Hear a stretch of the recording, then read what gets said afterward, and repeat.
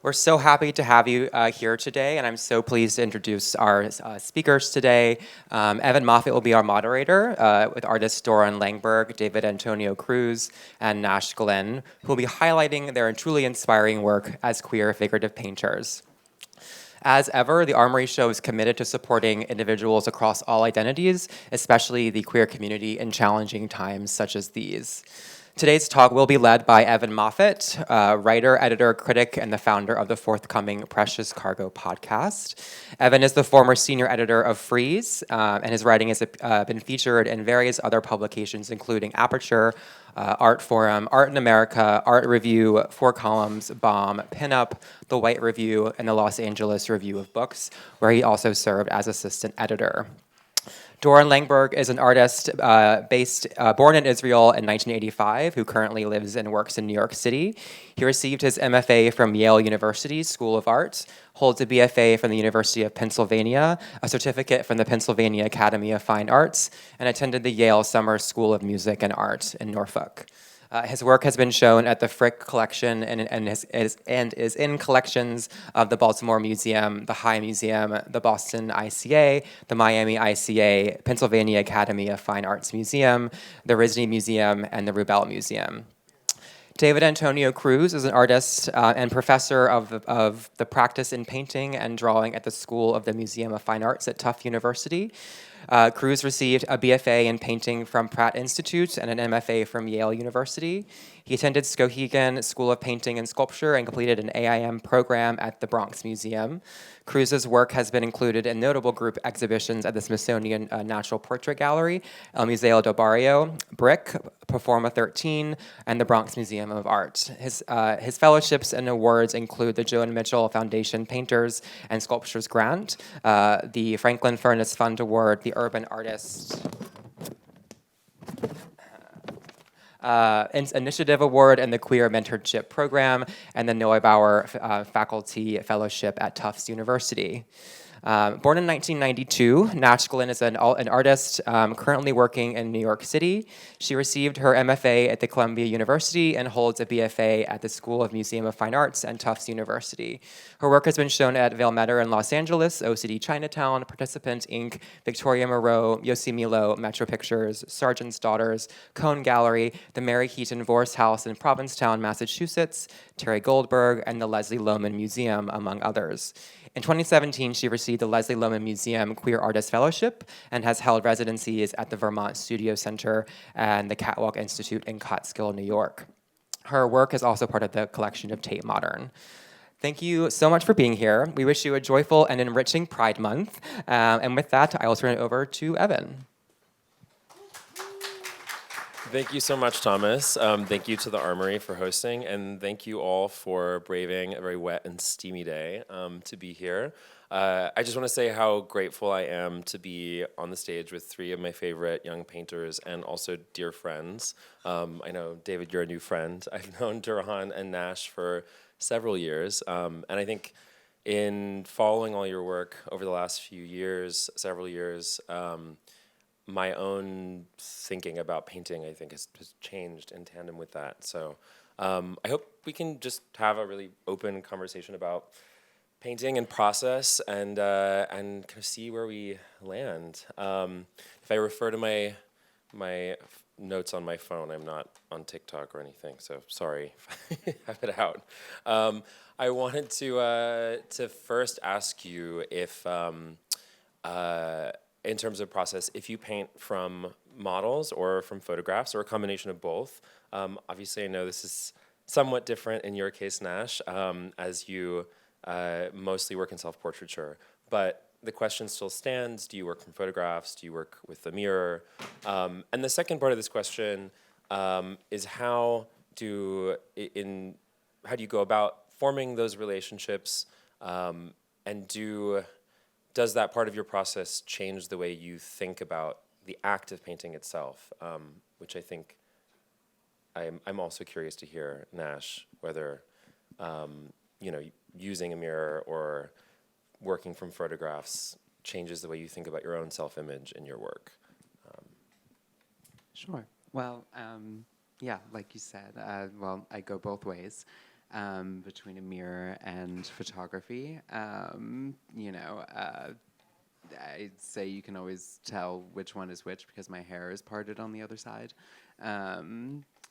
But yeah, working from a photo definitely changes the way that I paint and the poses that I'm able to produce, because obviously there are certain poses that I can't hold necessarily for hours, or that would be difficult to do using a mirror. So yeah, it just opens up other possibilities of composition and and narrative.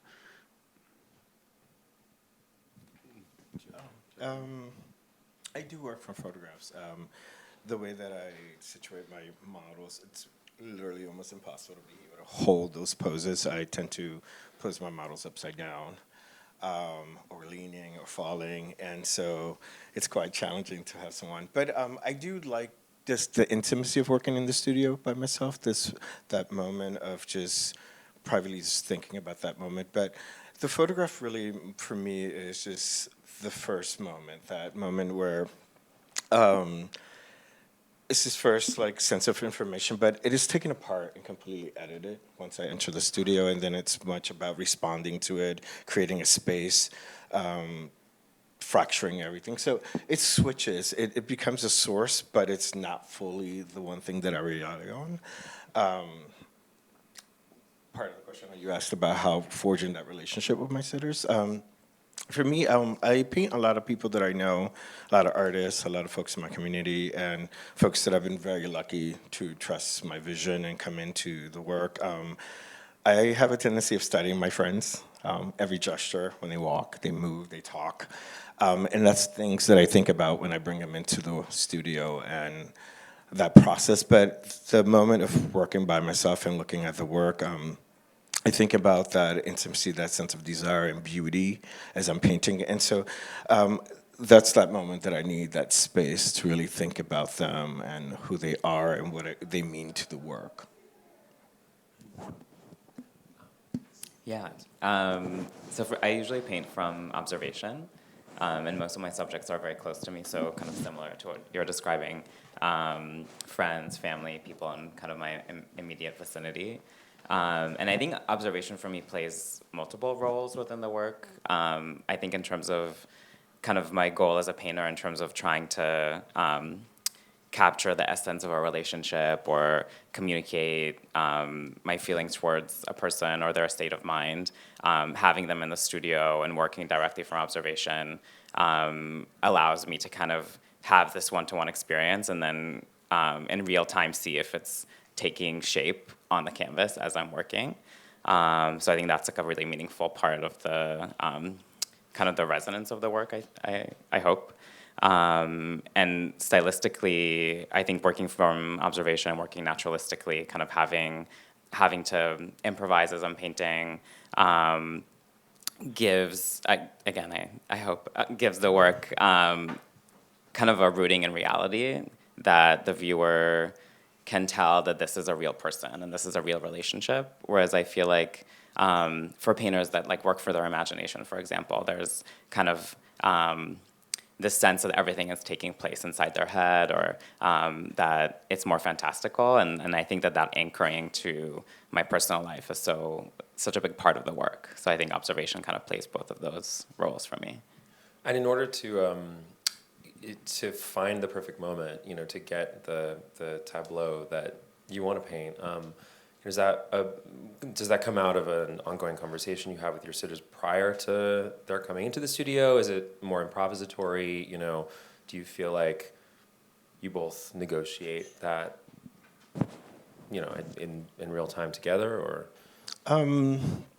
No, I mean, I have conversations with folks before they come in. This project that I've been working on, it's been really much about celebration, so a lot of it is really performative and play and party-wise. And so we have conversations before they come in. I talk a lot to them about the intention behind the work. That's really important they understand. But before they get to pose, I like to sit in every pose. So I kind of go through it. I want to understand it. I want to feel it. Before they even enter the studio. And then we just talk about it. And check in, and so it's a back and forth conversation. But at this point, I think when people come into the studio, they know they're going to end up upside down somehow or something, leaning. And so it's a sense of play and performance, and so but it is a conversation in a sense, yeah. Yeah. Oh, yeah, no, I guess for me, it's probably more straightforward. And I think the challenge is just to get people to feel comfortable and to kind of like be themselves and kind of take the position that they usually take or sit in the way that they usually sit. And the more comfortable the person, I think the kind of more insight I can kind of get from the situation. So it really is, I mean, sometimes it means like talking for an hour until someone is like finally relaxed enough to be painted. So I feel like that's kind of my process in that sense. Nash, I think everyone who knows you knows you're a very confident person. You certainly appear to be. Do you feel like, you spoke about narrative possibility and then the narrative possibilities of the devices you use to structure a painting before you start. Is that something that you find augmented by, let's say, experimenting with photography or, trying different sketches? I don't like. Yeah, can you explain what you mean by narrative For possibility? sure. Oh, absolutely. I mean, being able to experiment with photography to create reference images, like it allows you to pick and choose and edit. I mean, it's like how many selfies do we take before the one that we post or whatever, it's I maybe take hundreds of photographs before deciding this is the one that exactly expresses with my muscle, with my body, with my expression, what I'm trying to do. And often unexpected things happen as well, because it's usually just me alone with the camera and, lots of things can happen in that situation. So, sometimes I go in, with a sketch or an idea of what I want, as the reference, as the outcome, and come out with something completely different that, kind of happens spontaneously. And, yeah. And obviously that changes the sense of immediacy that you might bring to a particular painting. Although I'm struck in your work by, it's obviously not easy, but by the apparent ease of the paint on the surface, that. Oh, good, it looks easy.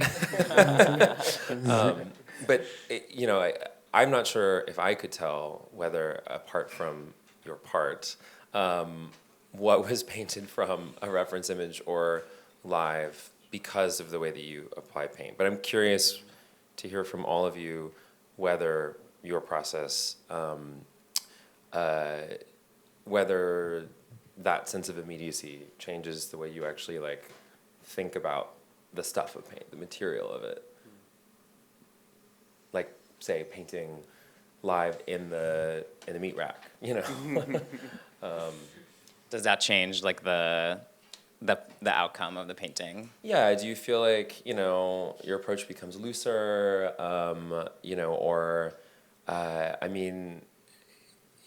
one of the paintings that I saw in your studio recently felt very diaphanous. And actually the one that has been up behind us, there are fewer darker, outlines, bodies Totally. almost feel to be dissolving in color, and that almost seems to be something on plein air, even when it's maybe not. I wonder, Well, I feel like also what kind of relating to what Nash was saying before about kind of the ease of the painting, and I think for me it's very important that they feel effortless, and they feel like they just kind of happen, and every brushstroke is just kind of this one pass that wasn't labored over, and I think that comes with confidence as a painter, and this is something that I feel like I've kind of developed over so many years, and I can still feel it change every time. Like every time I look back a few months ago at previous work, and kind of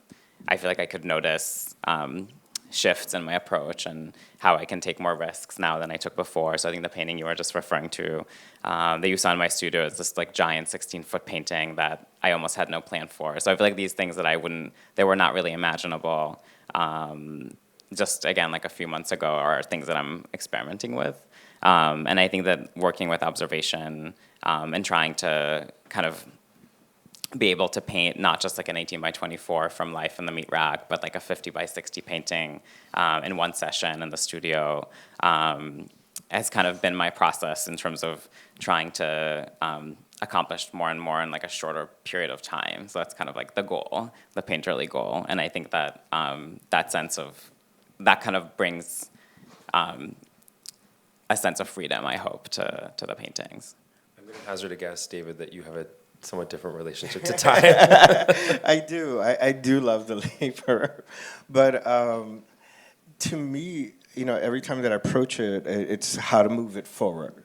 It's the same thing, that sense of confidence or just knowing and just hoping to, every time you approach a painting, that something new happens. And for me is how to take down space, playing with the ideas of patterns and bodies or rendered areas next to something that is flat or abstracted, and what happens when those two moments meet and that tension. And for me, the more that I can develop that tension, to me, the more exciting it gets. And I mean, going back to the photo thing, it starts with the body, but everything else is completely constructed, like from couch, patterns, walls. There's nothing. It's a world that I'm constantly thinking about and imagining. And so what appears to be working, well, here, the right side does not match the left side. The arms do not come out of the stomach. So when you look at things, for example, there's a fraction that happens. And the idea for me is to look and think about what is the truth, and then play with paint to take it apart. And so I think about it that way. And so to me, it's like the thinness next to the thickness. And yeah, so I mean, it's so, painting is so sexy. It's sexiest thing. Yeah. I don't know, your relationship to truth, because I feel like I'm always thinking about that while I'm painting, where it's like I put a stroke down and I'm like, that's not true. Like, take it out. Yes, and it's like, I don't know. It's definitely part of the process. True to what, though? Like, true to life or true to your sense of intuition? Yeah, I don't know. I feel that that truth is and sort of an affective quality, like it when you feel it, and the same way when you tell a lie, like in your stomach, in your whole body, it's like I don't know, when you sense truth, it's like the smell of roses on a warm summer day, like on the breeze. It's like you just know it, and I don't know. So it's really just a feeling.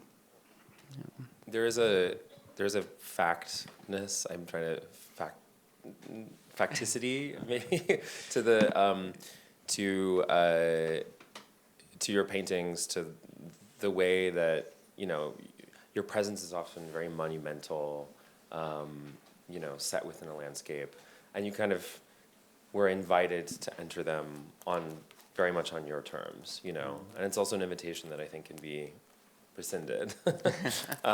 There's a push and a pull we were talking about earlier. Yes.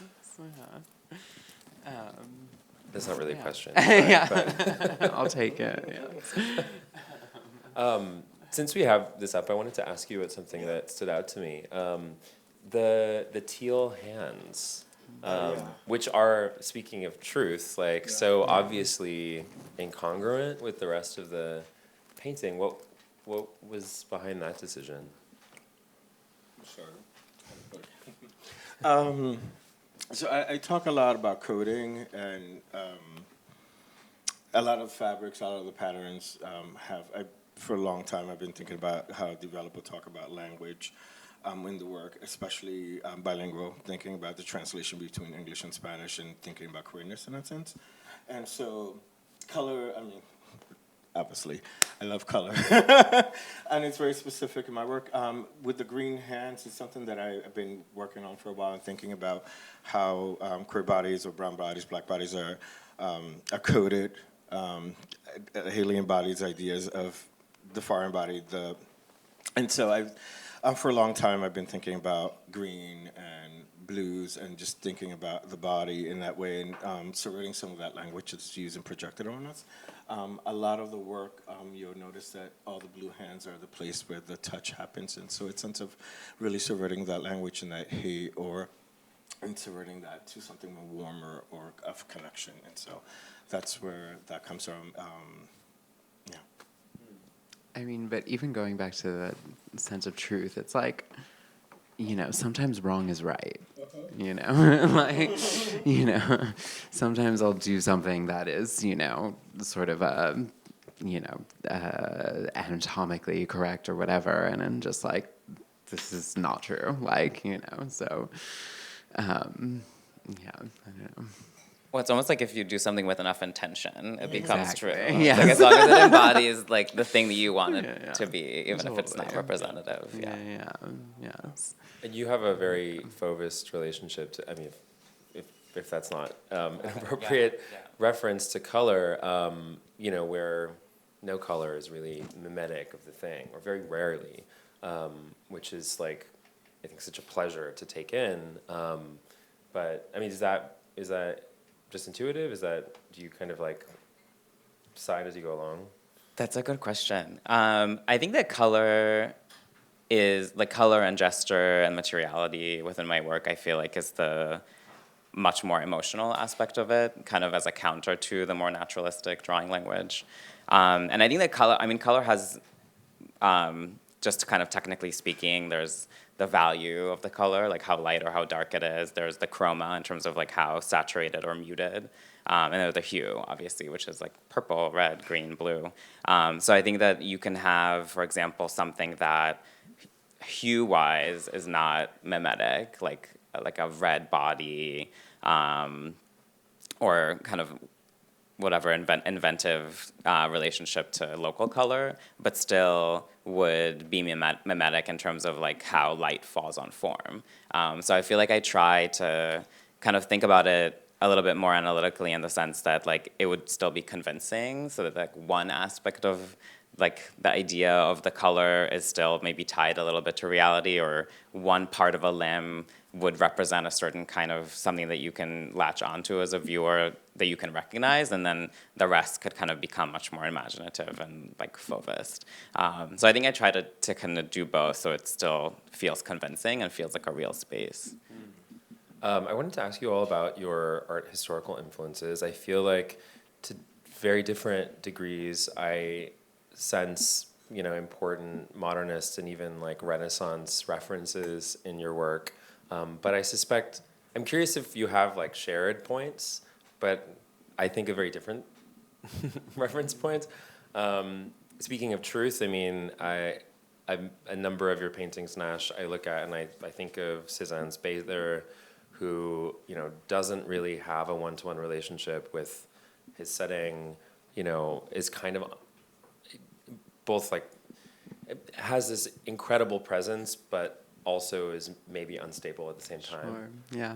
I mean, just going back to even like, the process of painting, sometimes I feel like, a finished painting it's almost like standing, like the incredible amount of decisions that go into standing and not falling over. It's like the things that there's millions of decisions happening in the body that are just preventing you from falling over at any point, even right now. So it's like that's always a balance I'm trying to play in the paintings, where she is superimposed onto the landscape, and she's holding this position, and yet at the same time she could almost just fall through the ground at any moment because it's barely holding form as a landscape. And in that sense, what does it mean to be in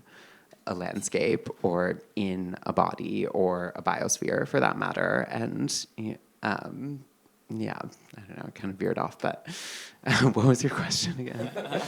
That was a much more interesting answer to a very straightforward question.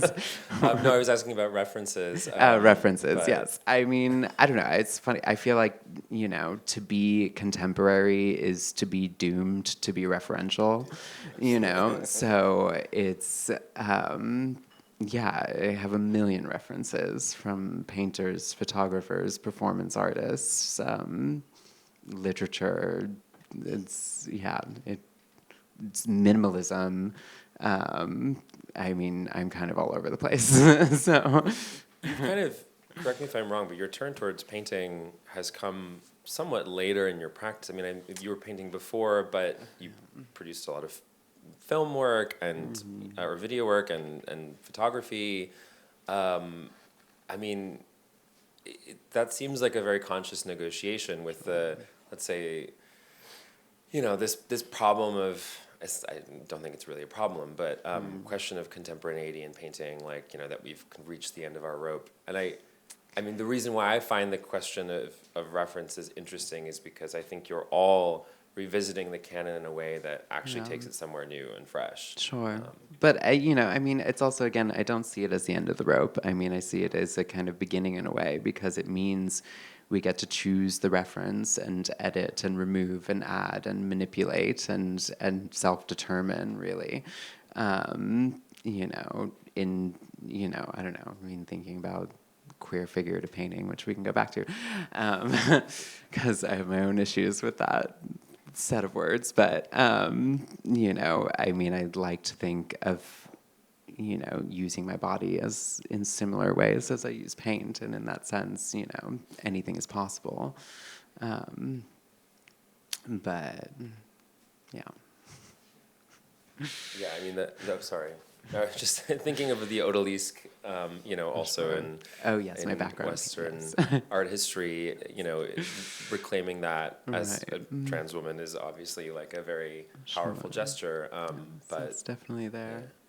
Yeah, but yeah, again, just going back to my training, yes, I kind of have taken a non-traditional path, I suppose. I mean, I was trained as a scenic painter from a really early age in my father's set shop, painted most of my life, got to school, rumor had it painting was dead, I fell for it, and, experimented in photography and performance and, digital kind of collaging, and I feel like that all comes back, when I started painting again, just in the sense that I'm like sort of composing these landscapes and these images the way someone would like use Photoshop or something, where it's like always kind of superimposed and put together, and kind of it's not so much tied to what's physically possible, maybe. Yes. to go back to this question of history and maybe your interrogation of it, you told me something really interesting, David, about Goya and about the patterning in your work. Can you talk a little bit about that? Yeah, I love your answer, by the way. That was great. I mean, because like we grew up, and there's the things that, I mean, depending where you grew up. I mean, I just found out that Doron had gone to the academy, and I grew up in Philadelphia, and so you're haunted by figure. The figure is all over the Philadelphia, and it's on murals. It's always about the body and where you stand, representation, and all that history is there, and it's very traditional. So that always haunts me. But how to think about it and play with it. But yeah, I think of it like not necessarily like as a reference, but I think of it as a quote or having a slight conversation. And like I've been obsessed with Goya for a long time, especially the drawings, and so I make a lot of patterns in my work. And so I also talk about language, which actually really came out of performance, because I perform in a lot of the works that I've been writing for a long time, deal with bilingual, like working with English and Spanish, and so that has become such a huge part of the work in painting, in a sense, thinking about coding. And so I've been using Goya as patterns in my work, and so if you look at certain sections, they're actual Goya drawings that become upside down or obscured or stretch, but there's birds that are just all over the place, and some of them actually come from that. And yeah. Do you render that digitally? Like, how do you? I stretch it, but the second that you start painting, it's a reaction. Like you're constantly reacting to what you put down, and so it starts at one place and it goes somewhere else. And so at times you can read it, at times you can't. But I'm just fascinated by it sitting there or having a conversation with or haunting the work or the bodies or the viewer in itself. And so, yeah, I feel like we're constantly, it's impossible, I think, to not think about painting in the history itself. And sometimes we play with it and exaggerate it or mess with it or queer it, and, yeah. Yeah. Well, it's funny. I feel like I love hearing you guys talk about kind of like your reference journey and like with Nash, for example, like thinking about Cezanne and like being in your studio. I love that painting, by the way. Yes. I love that painting. Evan brought up. Yes. Yeah, and the skull that you just painted in your studio, for example. Like, so I feel like there are, and for you, like kind of direct quotes from the history of painting, in terms of like the position of the figures. But I feel like there's also like a level of references that like I don't know, like thinking about Cezanne in relationship to your work is, and like the precarity of it, the fact that it's like about to fall apart, that there's not like an anchoring element. Or like I remember like seeing your thesis at Yale, and it was, like frog and art was all over it. So I think just thinking about like kind of like these deep currents that. It's such a like F you to it, It's like, well, I'm gonna put you upside down anyway, so you would never sit, for a sergeant this way. So I'm gonna flip you upside down and make you wear the gown, And so I think of it in that way. It's like how to, that's great, or flip it in a sense, and so that's the fun for me. But I feel like it's also a way of like engaging with like the gravity that we don't get to have in a way with like the kind of images that we make and the kind of subject matter that we describe. Absolutely. Which is a queering of the canon, to put it more bluntly.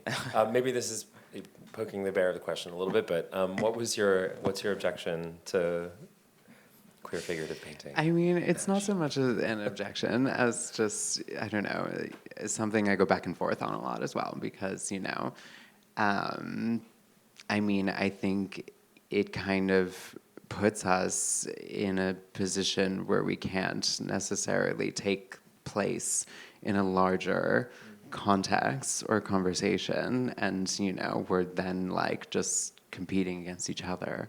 Whereas like I want to compete with the boys, and by boys I mean history, but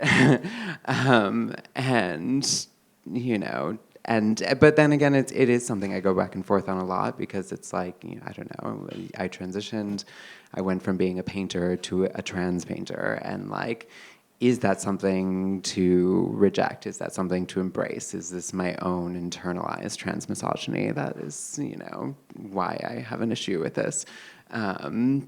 It's something that I have yet to figure out. But it's also like a marketing thing where it's like, it's sellable.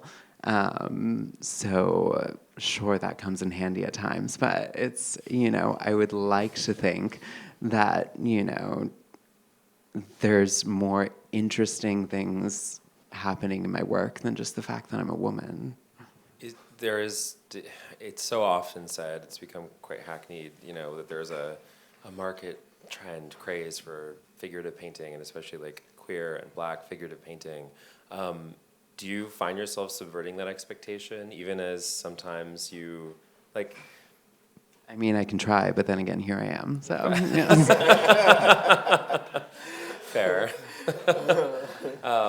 I just wonder, like, I don't know, I never seem to be able to get away. I feel like I can not touch anything without it being queered or something. It's like... Did your turn towards self-portraiture coincide somewhat with negotiating your own skill as a painter within this marketplace, like, that would always kind of commodify your identity? In a way, yes, but it's also like, you would never ask a cis straight white man why he paints himself, but how.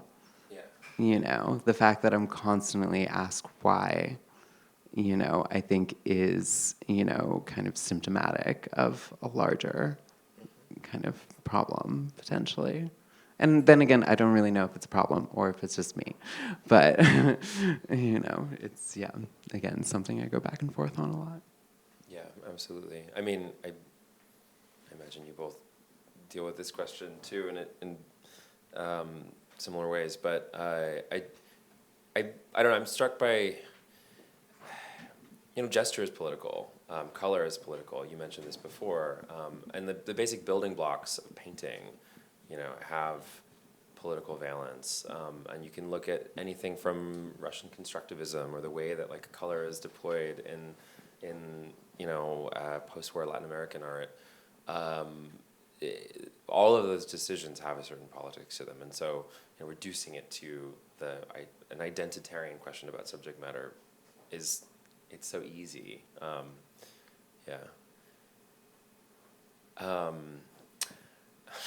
do we go from here?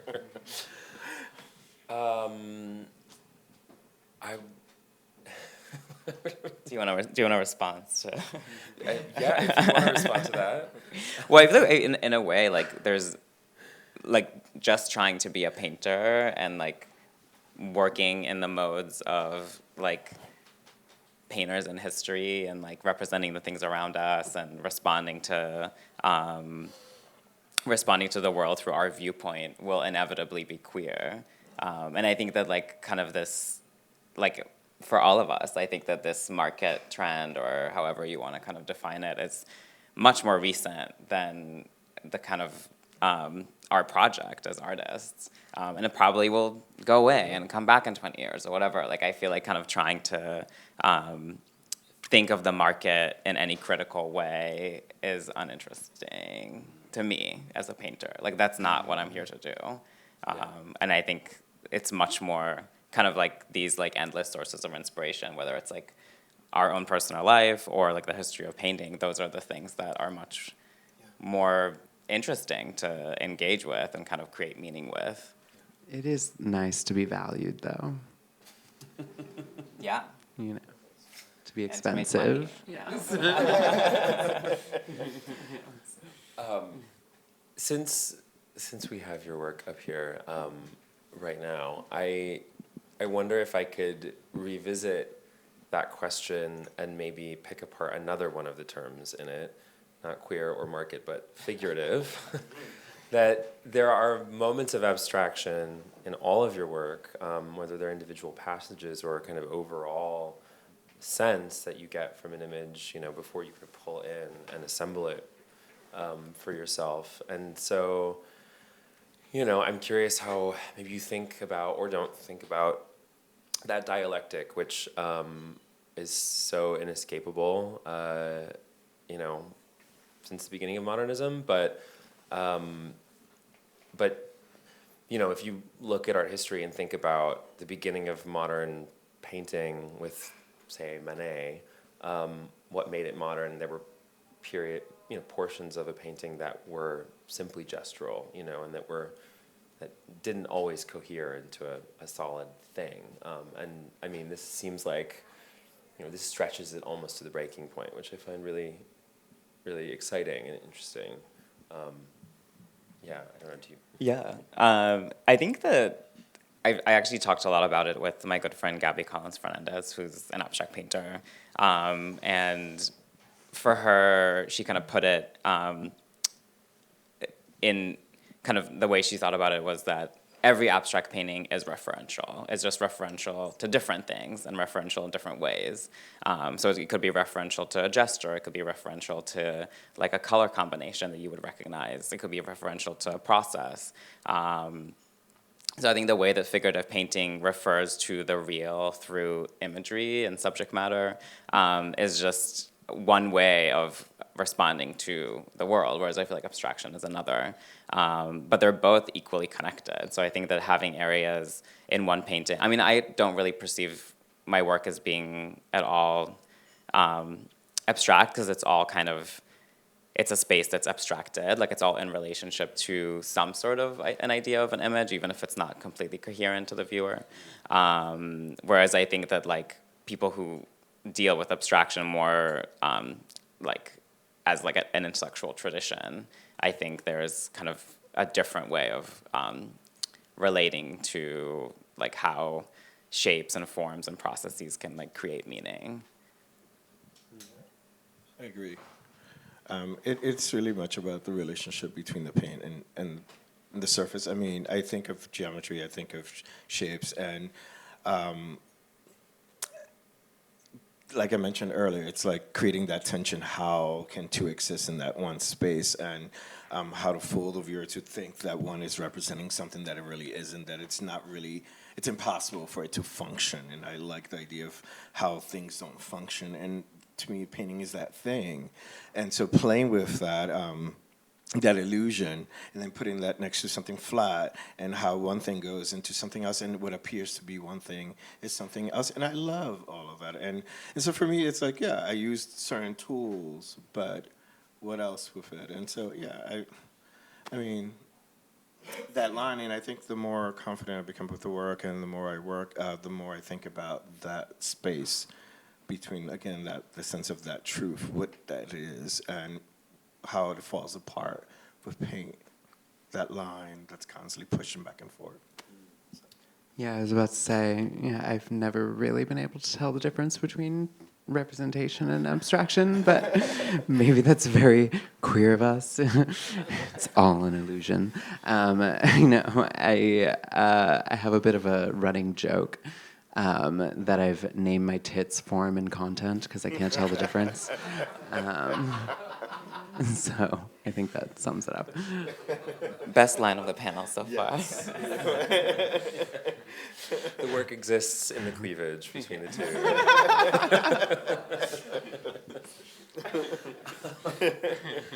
It's really hard to follow Twins. that up, I have to say.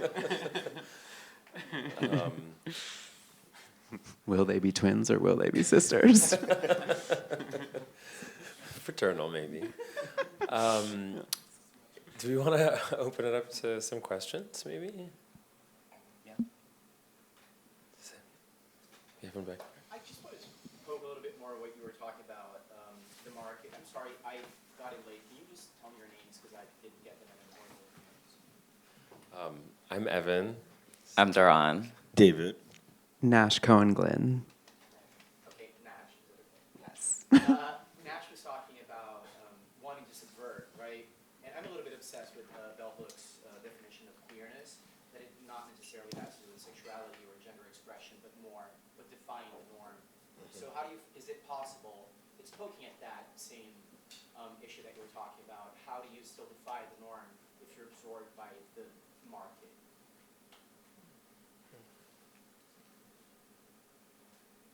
Is anyone trying to defy the norm here? Yeah, why is that the goal? Yeah. I'm just saying, parting from Bell Hook's definition of queerness, of not only having to do with being, not only having to do with sexuality or gender expression. I think Nash was talking a little bit about that when you said that you want to be valued, but you're also trying to subvert, but yet you're here. So I was just wondering if you think of any ways of bringing queerness not only to your work, but also the way that your work is displayed and shown and etc. The way that it exists in the world.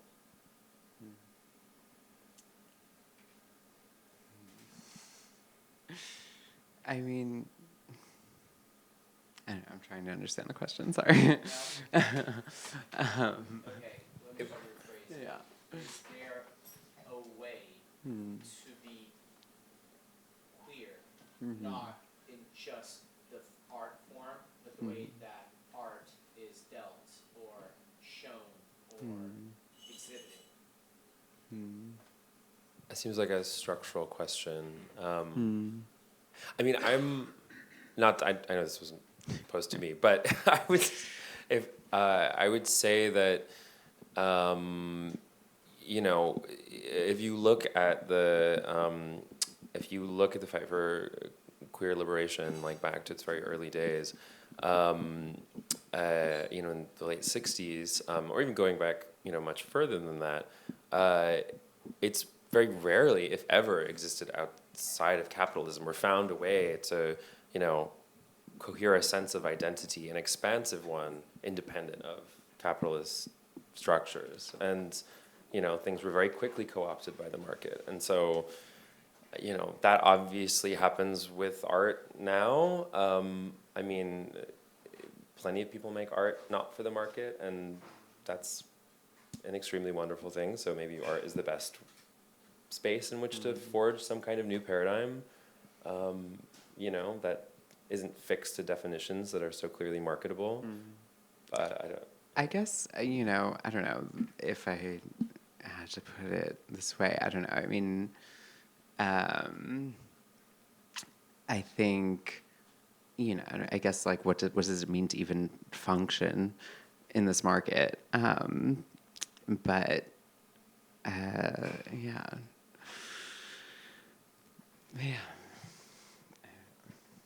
Well, I feel like Had also something, I lost it. it's not like you were saying before. You were saying before that like a straight cis male painter wouldn't be asked why they're painting themselves. Right. Whereas I feel like also like being queer has this like inherent politics that does bring that question. Like how can you like retain your authenticity as like a queer person that like by our existence resisting kind of the world around us and still participate and benefit from like a market. Yeah, I guess it's funny. I've been like accused at times of like having some sort of monopoly because there's not too many trans figurative painters out there, and I suppose I try to subvert that. Well, it's also like I would like to know that I'm also just good at what I do. I would hope. Anyway, that it's not simply because I have a penis that this is interesting. And, I guess I try to subvert that by, I don't know, trying to interrogate things like space and time and playing with form and composition and maybe for a moment, we can talk about some of those things and not just, Also, as artists who understand the the codedness of paintings in a very long, broad historical sense, art was not always expected to announce itself or declare its intentions so clearly, and that's one of the wonderful things about historical painting, and about your painting, I think, that there's a lot of subtlety there, too. Do you have another question? It's all in the details. Yes. So there's a lot of talk about history, and I was just wondering, there's a lot of reappraisal going on with historical painters. Are there any historical painters that you feel like were overlooked that inspire you today?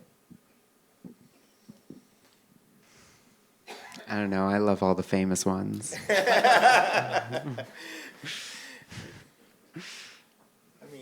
I love different ones for different reasons, and I think that thankfully careers have waves, and so things that are. I feel like we're in a moment where there's a lot of artists that were not looked at and are given the opportunity. Sadly, it's after their death, but they're being reconsidered, and their influence, and quoting time and talking about history, and there's a endless list of folks that, and I think we're at a good time where certain things are coming up, and we're addressing and making more room for different folks that were not originally or thought of or considered or valued. So, yeah. Yeah, my favorite painter is Van Gogh, so I feel like I'm with Nash at the greatest hits of art history. I love it. They're hits for a reason. You got a painting inspired by Bonnard up at the ICA now. Yeah, Manet, Munch, they were really good.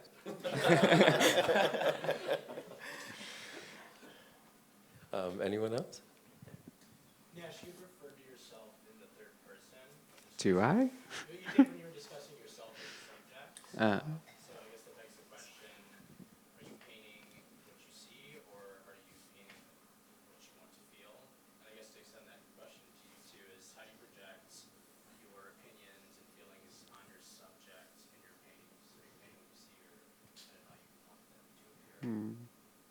I suppose it's a bit of both.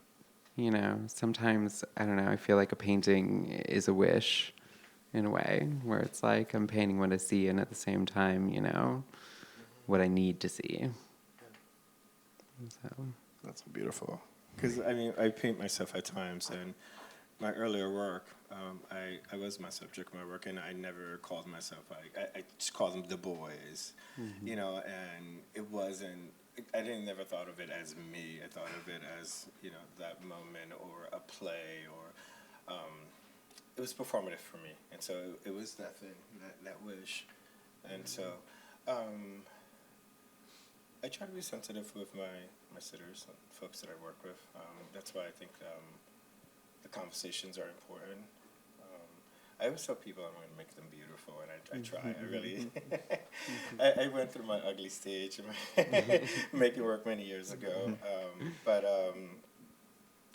you know, it's one about trust and having conversations and developing those friendships, and you know, so the folks feel safe to be in the work. Yeah, I mean, that's a huge part, actually. Like, people feeling that I'm empathetic to them, and that this is kind of like a shared goal for both of us. And even in terms of like the likeness, like I really want the paintings to look like the people that I paint. So I feel like I actually try not to, like this idea of like projecting, like I don't really see like the subjects as like for me to do whatever I want with. Like the whole goal of choosing the people that I want to paint is to communicate something about them. So I think for them to be happy with it and to feel represented and to feel seen is such a big part of the process. Can I just say one thing? Of course. just going back to the first question and the whole premise of this talk, finding community through queer figurative painting. You know, I feel like actually my work is a lot about isolation and not necessarily the isolation of being queer, but the isolation of having an identity at all, and the sense that the very thing that defines us is also the thing that alienates us from everyone else, and thus, you know, it drives the impulse to make art and to want to communicate and to connect and to find community. And not that I believe in universals, but, you know, I would hope that, you know, there's something there that's for everyone. That's a really powerful idea, and like, you know, definitions of queerness have changed in the last 10 years, you know? I mean, not to mention over the course of time that painting has changed from, you know, figuration to abstraction and back again. So maybe those things need not always isolate us. There we can find, you know, common ground. Any other questions? Anyone? Oh, yeah, sorry. Nash, you very humorously said that I want my work to be considered as good despite being queer. And that to me actually sounds very sad in my personal experience, because I was hosting a talk entitled Finding Queer Radicality in Asian Art. And I invited a queer Asian artist who is my best friend. He canceled the talk 20 minutes before it's supposed to start because he was having a crisis, a queer crisis. He doesn't want to be only considered as a queer artist. He doesn't want to be only considered as Asian queer artist. But then I was pissed off because not only did he cancel my talk, but also it's this idea that why do we have to constantly bargain in between the quality of our work and our identity?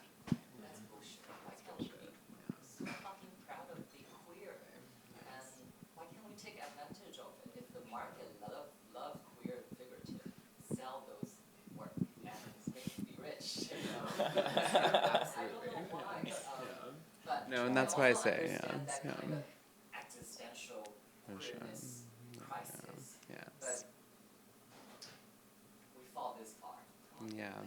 That's No, I know. And that's why I say it's something I go back and forth a lot. It really depends on my mood, you know? So, but yeah, no, I understand. And it is a little sad that, you know, I would even not necessarily embrace that right away. But, you know, it's, I don't know. Yeah, it's not that I would rather it be it's queer or it's good, but you know, I would hope that I'm being judged not necessarily on my marketability Do you feel only. like you are judging that simply because we're still in this climate, in this system where that being queer is just hot? And, you know, we're not as progressive as we thought. Maybe.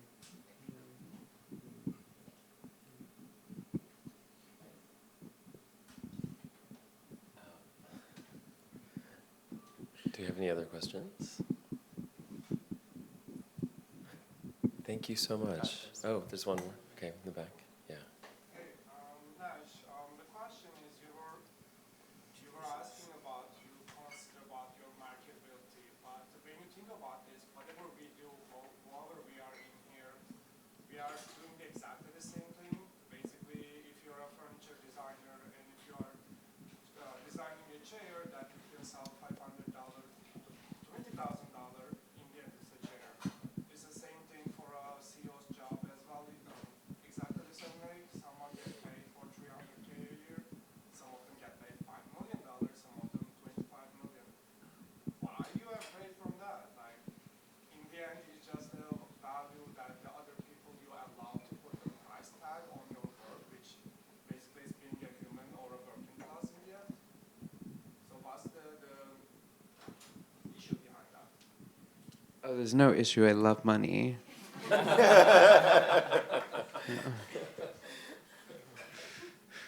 I,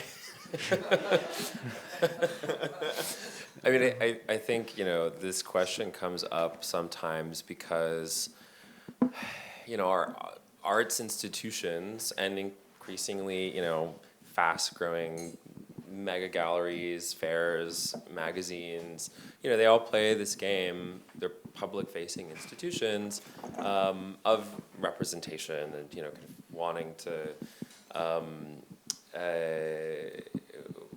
wanting to participate in a public discourse around, you know, the politics of representation. And so that often means that, you know, artists can get instrumentalized in certain ways, you know, and I think that's maybe where things get complicated, you know, or the real content of the work gets missed because everyone is just paying attention to, you know, these kinds of like things that sit on a wall label, but money's nice too.